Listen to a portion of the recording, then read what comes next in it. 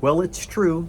Even with the best of intentions, we can say, I will, and yet not be able to follow through. But when Jesus said, I will, he meant it. And we see a great example of it in the book of Matthew, chapter 11, verses 27 through 30.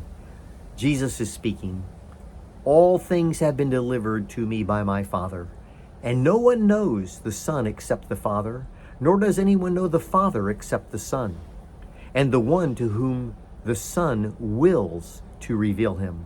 Come to me, all you who labor and are heavy laden, and I will give you rest. Take my yoke upon you and learn from me, for I am gentle and lowly in heart, and you will find rest for your souls. For my yoke is easy and my burden is light. We see here in this passage that Jesus wants to make a difference in our life. He promises that those who will come to him, he will give them rest. And I think that rest involves not only our salvation, because primarily that's what he's talking about here.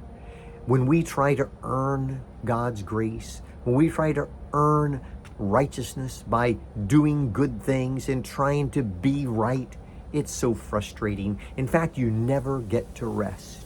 As Andy Stanley says, how good is good enough? And the answer is, there is no answer. We'll never know what is good enough. But we know this, if we come to Jesus, we will have rest for our soul. Those who labor and are heavy laden with rules and regulations and expectations can lay them down when we follow Jesus. But I think also that rest means this, that when we come to Jesus, all of the hardships and trials and difficulties of life take on a new perspective. We can have rest because we know that he's in control. We know that he has a greater plan. We know that he's able to do exceedingly abundantly above all that we ask or think. And so we can come to Jesus. And in Jesus, we can find rest for our soul. That was the promise that he made. Come unto me, all ye who labor and heavy laden, and I will give you rest.